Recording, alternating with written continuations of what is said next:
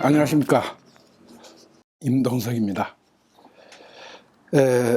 일련번호 037 위정편의 21번째 장입니다. 혹위 공자왈 자해 불위정이니까. 자왈 서운 효호라 유효 우우 형제하야 시어 유정이니라. 시역 위정이니 해기 위 위정이니 있고. 或谓孔子曰：“子奚不为政？”子曰：“书云：孝乎为孝，友于兄弟，师于有政，是亦为政。奚其为政？” 어떤 사람이 공자에게 물었습니다. 그대께서는 어찌 정치를 하지 않습니까? 그때 공자가 이렇게 대답을 했죠. 상서에 효로다, 효하며 형제간의 우애가 있어 이것을 정치에 베풀도다 라는 말이 있는데, 이 역시 정치에 참가하는 것입니다. 어찌 정치를 한다는 것 자체만 따지겠습니까? 이렇게 이제 대답을 한 거예요. 아마 이는 전공 초에 있었던 일이 아닌가 그럽니다. 전공은 아까 말씀드린 대로 공자가 젊을 때의 노나라 군주였던 임금입니다. 이 전공의 아들이 애공이니까요. 자, 그때 이제 어떤 사람이 공자가 왜 저렇게 뛰어난 능력도 가지고 있고 또 정치를 할 만한 사람인데 이상하게 여서 공자에게 물었죠.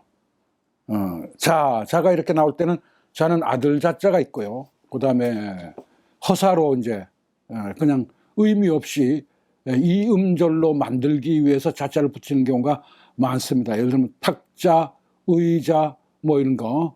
그래서 그럴 때 붙일 때는 의미가 없는 허사로서 이음절화하기 위한 조사로 많이 쓰였죠. 그 외에는 그대라는 뜻이었습니다. 그대, 상대를 보고 그대. 그럼 그대께서는 이 말이죠. 그럼 공자를 얘기해요. 공자 그대께서는 하는 이제 의문사죠. 여러분들 의문사 지난번에 한번 쭉 설명을 드렸는데, 예를 들면 하, 호, 안, 해, 합 뭐 이런 것 쭉 이제 의문사로 많이 쓰인다고 그랬습니다. 그 중에 이제 해도 의문사입니다. 그럼 어찌 그런 뜻이겠죠. 정주 한묘에서 발간된 주간에는 아예 하자로 바뀌어져 있습니다. 그러면 자 하위 하불위정이요 이렇게 되겠죠. 그죠? 그대께서는 어찌 위정 묶어서 이제 정치를 하다, 그래 정치인이라는 뜻입니다. 그들은 왜 정치를 하지 않습니까? 이렇게 이제 물었어요. 공자가 이렇게 얘기를 했습니다. 서는 이제 상서를 얘기합니다. 우리가 흔히 말하는 사서삼경의 서경을 얘기해요. 서라고 이렇게 단순하게 썼을 때는 서의 운, 서에는 이렇게 쓰여 있지요.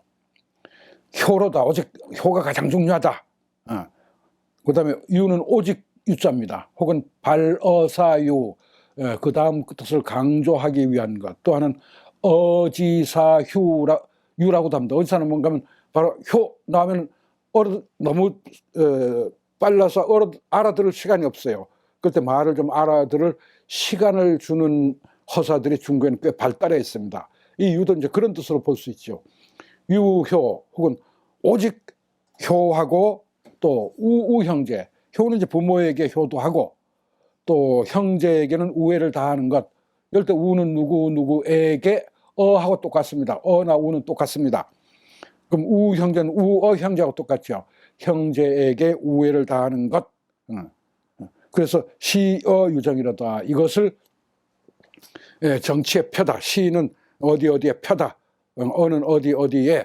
유정은 유자 역시 의미가 없이 그냥 휴지어로 쓰였습니다. 휴지는 쉴 휴자 그칠 지자입니다. 자, 휴정이다. 이것을 정치의 표도다. 이것을 정치에 펴면 되느니라. 이런 얘기예요.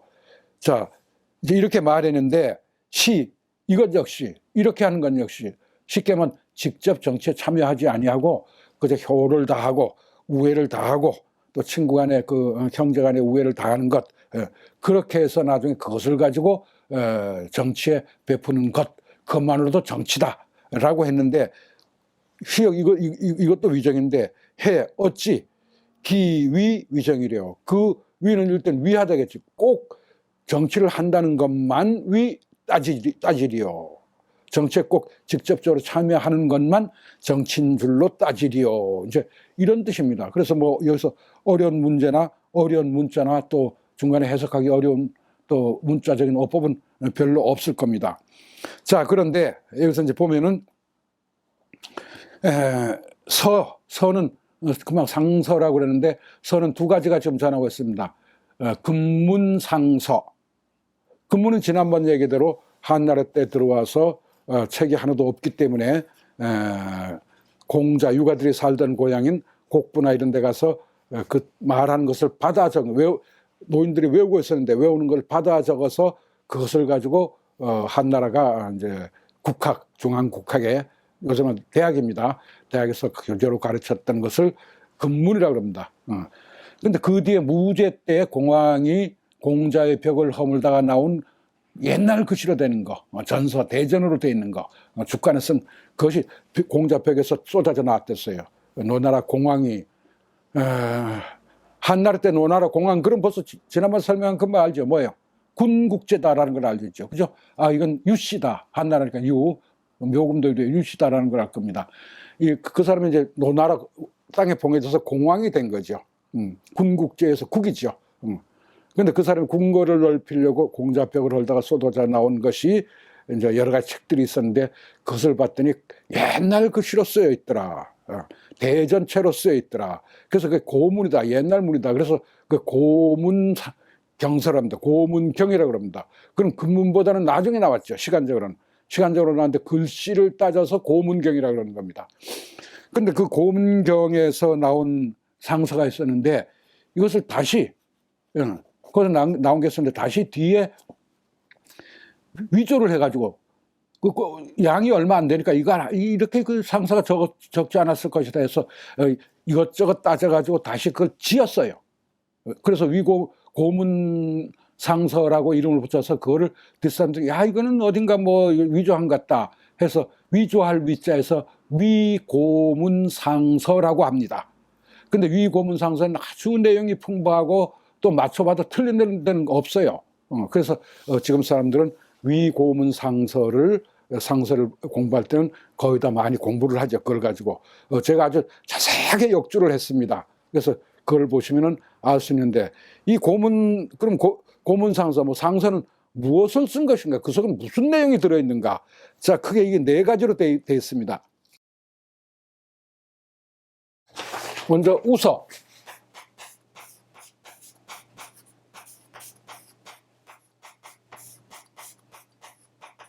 그 다음에 하서.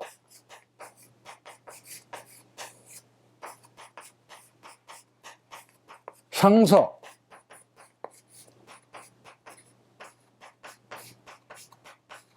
주서.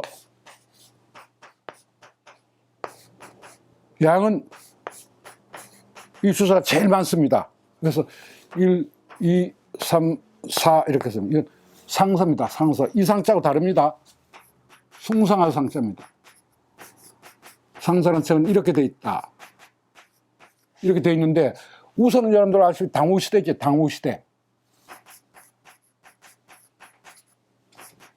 당은 누구죠? 당요, 요임금 때. 우는 왜 누구예요? 순. 그렇죠? 그럼 요순 시대를 묶어서 하나의 한 책으로 쓰고, 하는 뭐 당연히 우죠. 우. 그죠?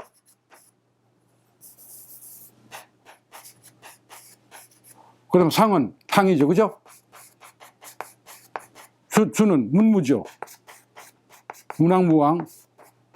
이렇게 해서 당우시대부터 한나라 때를 거쳐서 상나라 때를 거쳐서 주나라 때까지 역사를 썼는데, 역사를 A는 이렇고 B는 저렇다 이렇게 쓴 게 아니고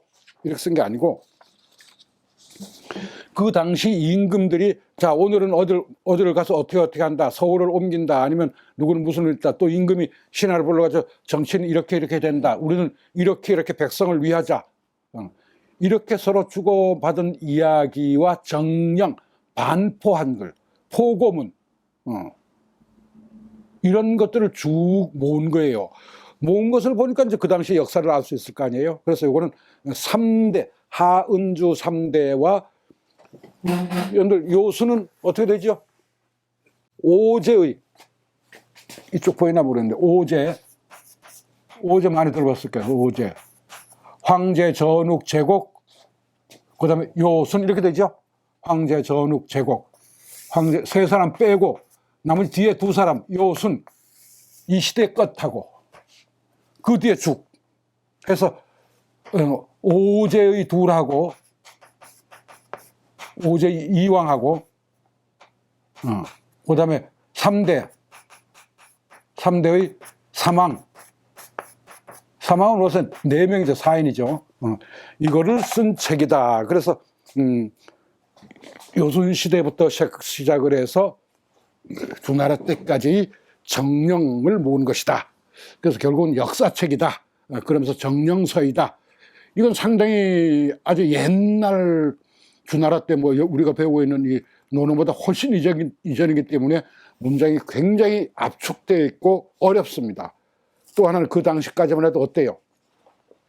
제대로 문자가 없었죠. 문자 숫자가 얼마 없었죠. 그렇기 때문에 거의가 다 전주 가차로 많이 썼다. 그래서 똑같은 글자도 해석하는 방법이 매우 다르다. 이런 것이 들어있는 것이 바로 이 고문상서입니다. 상당히 참 좋은 말도 많이 들어있고 또 배울 이야기도 많이 들어있고 그 당시 세계관이 어땠구나, 또 백성을 다스리는 정치관이 어땠구나 라는 걸 알 수 있는데 거의가 다 여기에 드는 이야기들은 다 그야말로 덕으로 다스리자, 백성을 아끼자, 사람들을 위하자, 서로 아끼고 위해주고 사랑하고 보살펴주고 그러자라는 그 토론들이 많이 들어있어요. 그래서 바로 뭐 육아에서는 당연히 이 책이 뭐가 되겠습니까? 아주 중요한 교재가 되겠죠. 그래서 사서 삼경 중에 삼경이 들어가고 또 오경에 들어가고 해서 상당히 중요한 그 적을 받는다 이겁니다. 자, 그 다음에 그럼 서에 이렇게 말했다 그랬어요. 그죠? 그럼 서에 들어있느냐? 이 말이 들어있습니다. 어디에? 금문상서에는 없고 금방 얘기한 위고문상서에만 들어있습니다. 그래서 어떤 사람이 이거는 지금 상서에 없는 말이다 이렇게 했는데 없는 말이 아니고 위고문상서에 들어있습니다. 그럼 위고문상서에 어디에 들어있느냐? 주서, 맨 끝에 있는 주서.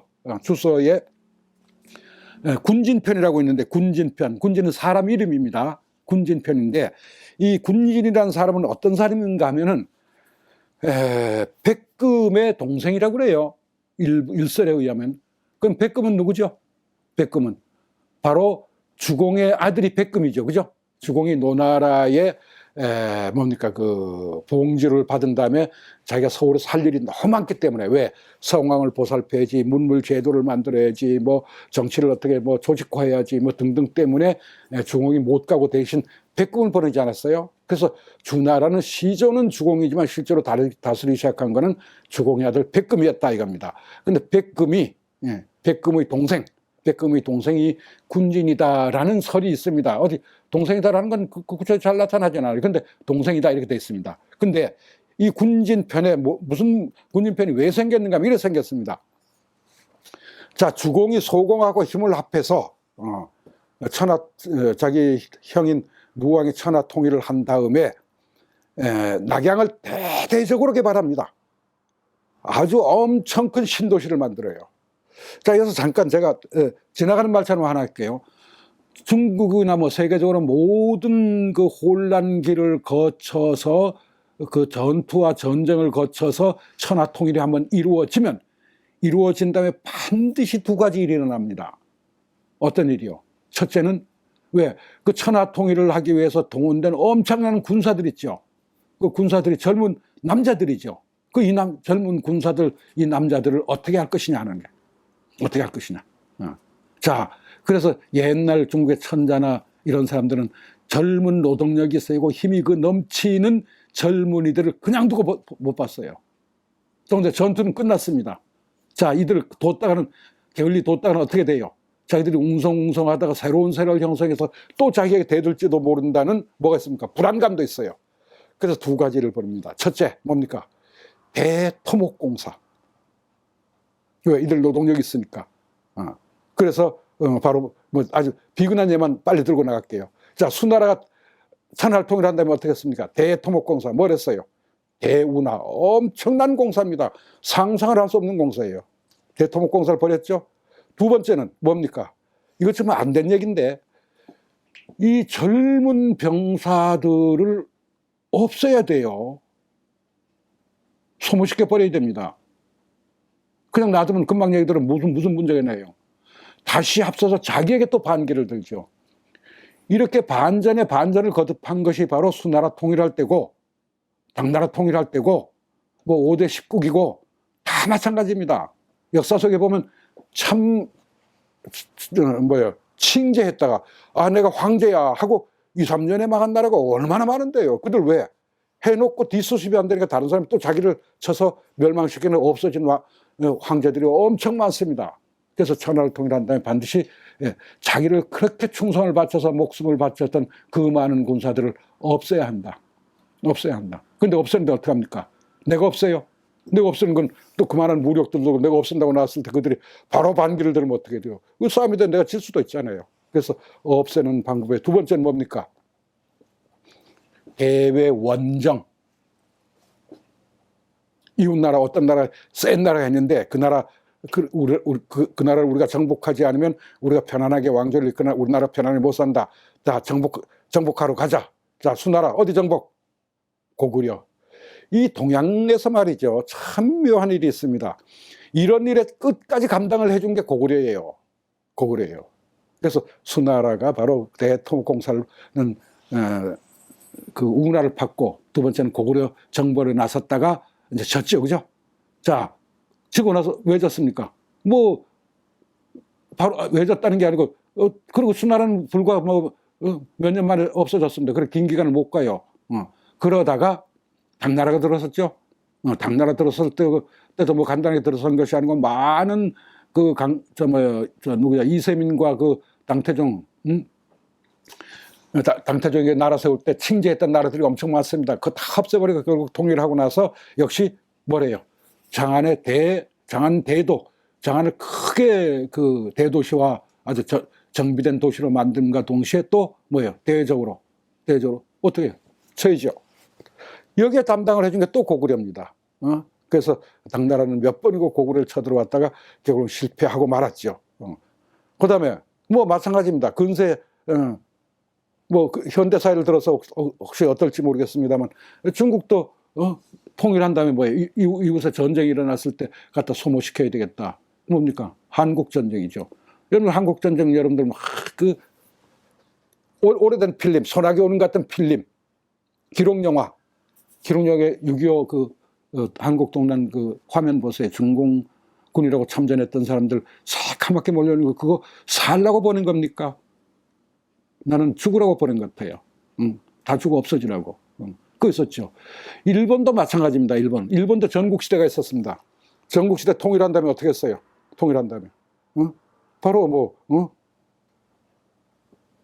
주위를 뚫어버리니까 없어지는데 어디예요?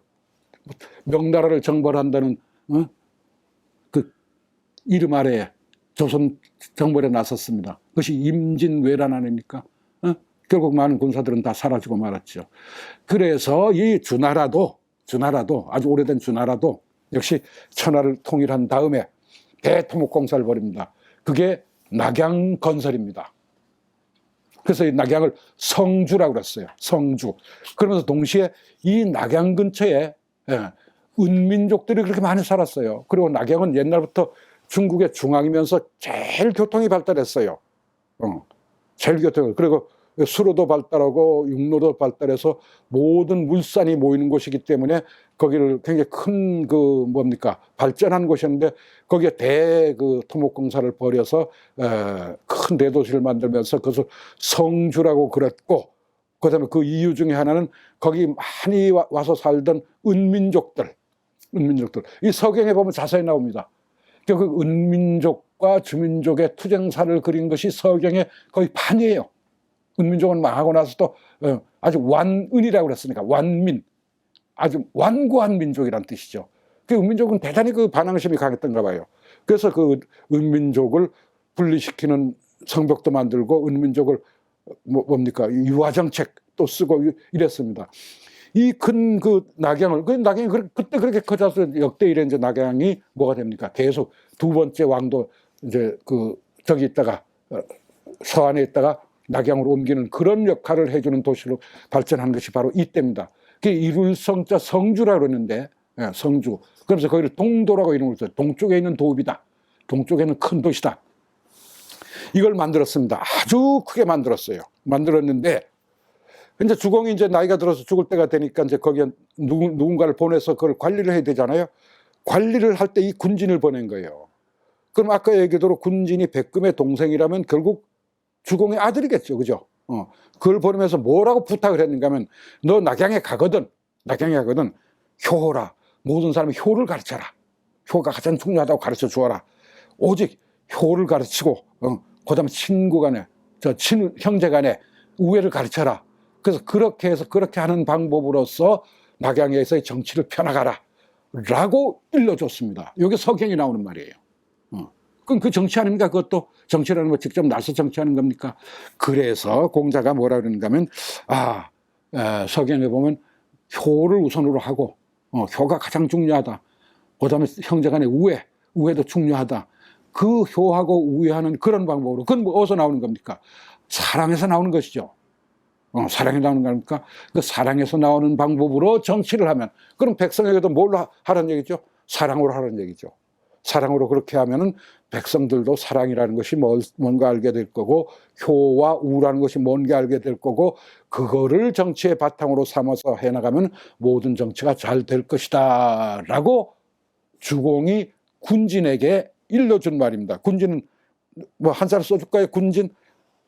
군은 임금군자에다가 지는 배풀진자입니다. 서경 군진편. 한번 나중에 그 서경책 제가 상서라고 이름으로 이제 자세하게 서경이라고 해서 나온 책이 있는데 그 책을 한번 보시면은 이 서경에 대해서도 좀 많이 알게 될 겁니다. 그것을 왜 이렇게 썼느냐. 그럼 공자는 여기 열어봐서 공자는 이 서경책을 어떻게 썼다고요? 교재로 쓴 거죠. 교재로 썼으면 분명하죠. 그죠? 아까 오경을 그 교재로 썼다라는 것을 아시면 될 겁니다. 그 외에 여기는 뭐 이제 이 정도로 하시면은 큰 문제는 없을 것 같습니다. 감사합니다. 교수님 그 위위정에 대해서만 이게 위자에 대해서 간단하게. 예, 앞에 위자는 맨 끝에 줄이에요, 그죠? 해기 위 위정이리요, 그죠? 그 제가 밑에 한글로 달아놓은 것도 위정 뒤에 있는 위정은 붙였었습니다. 붙였어요. 위정은 거의 굳어진 말입니다. 논의 위정편도 있잖아요, 그죠? 그러면 앞에 위는 위하다. 그래서 뒤에 보면 거성으로 읽어라 이렇게 되어 있습니다. 이 위자는 거성으로 읽어라. 그럼 하다, 위하다. 그 정치를 위하는 것이겠는가? 정치를 하는 것이겠는가? 그럼 되다가 아니란 뜻이죠. 무엇이 되다 이런 뜻이 아닙니다. 그러면 앞에 위는 수로로 쓰인 것이고 뒤에 위정은 정식 하나의 어휘 단어로 쓰인 거죠. 그렇게 이해를 하시면 큰 문제는 없을 것 같습니다. 우리가 위정자 할 때 그 위정. 위정자도 같은 위정자. 결국은 정치하는 사람. 정치하는 사람 위정자. 위정이란 말이 정치를 하다는 얘기입니다. 예, 됐습니다. 예, 감사합니다.